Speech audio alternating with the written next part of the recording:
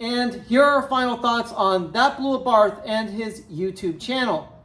Now, before we get started, I want to give a huge shout out to our elite AttackMouse Nation contributors, Roger Gusty, J.G. Mopar, Denise Shumko, and Maxwell Duncan.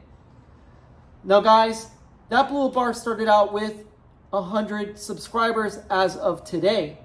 And he just dropped a brand new video about deleting his rear diffuser, which Mama Mouse said, oh my God, he did our mod before we did our mod. Now, obviously, Mama Mouse had the idea to delete the rear diffuser for quite a while. The thing is, we actually want to build a new diffuser for the car that will show off the exhaust, but at the same time allow the air to flow underneath it, because Merrill actually has a diffuser delete already on a Fiat 500 with an Abarth rear bumper on it. So we kind of know what it's like to have the diffuser delete, and it's pretty amazing looking, no doubt about it. So we're really pleased to see That Blue Abarth celebrate 100 subscribers with such a hellacious mod right out the gate. But the reason why we want to give our final thoughts on That Blue Abarth and his video is simply put because we're going to be doing a video on Steph ABTV and Driven 24/7. The reason why we're doing these videos is because we're going to compare and contrast That Blue Abarth to Steph ABTV and Driven 24/7, and pretty much tell you why we're subscribed to That Blue Abarth and we're not really watching the other two for any given reason, especially Mama Mouse, because Mama Mouse doesn't like watching content that has nothing to do with her favorite cars, which is the 500 Abarth and the Fiat 500. So without a doubt, we want content that we can relate to. We want content creators that we can actually contact and get a hold of. And we actually want a content creator that we can start a podcast with. Because what good is having a podcast without having somebody to talk to about cars in the first place? Now, a lot of people will say, well, you're trying to keep That Blue Abarth in an Abarth. Well, yeah, of course, because his name is That Blue Abarth. So when he goes to get another Abarth, and it happens to be yellow or adrenaline green, or whatever particular color he chooses in the future, well, he'll change his name accordingly. But that doesn't mean that we want him to just make Abarth content exclusively. We don't want people to think that. What we want to explain is the fact that he can make content on just about any car he wants. You know, automotive lifestyle vlogging is just that way. But he can actually keep an Abarth in his stable. So that way he can keep his fan base that he pretty much built since day one. This is exactly how Steph ABTV started out his fan base. Because if you actually look at his self-proclaimed Abarth King video, he claims that he was filling a niche that was starving for content. And guess what?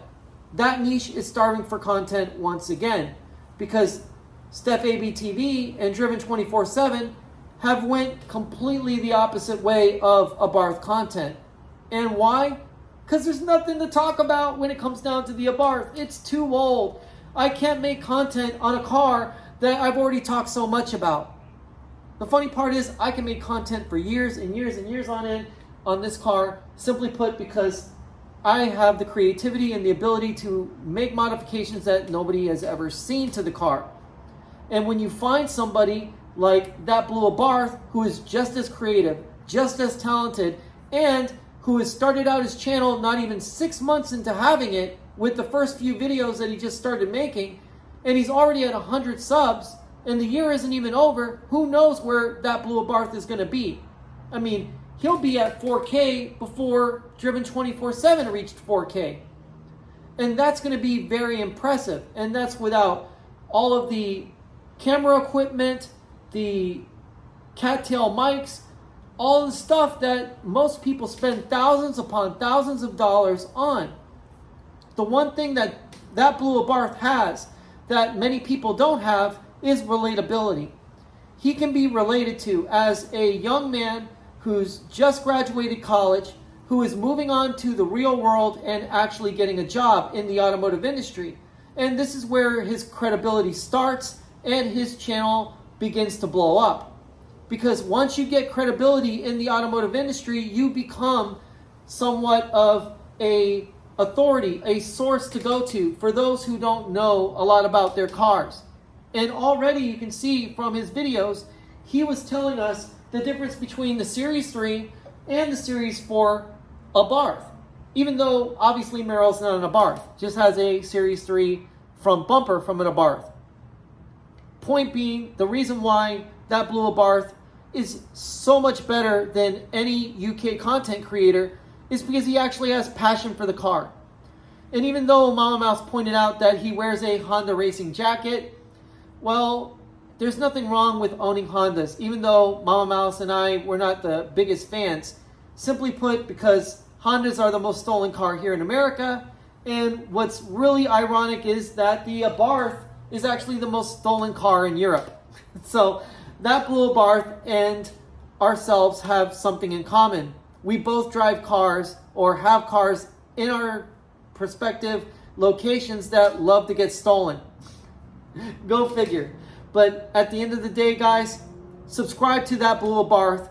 Look forward to the Steph ABTV versus That Blue Abarth video where we go over Steph ABTV's channel, his rise to prominence, and why we no longer subscribe or follow his channel. And also look forward to seeing Driven 24/7 versus That Blue Abarth, and how Amber Harris started out her career with an Abarth and simply moved off the reservation to review and buy Hondas and many other different cars to have for a couple of months and just simply flip.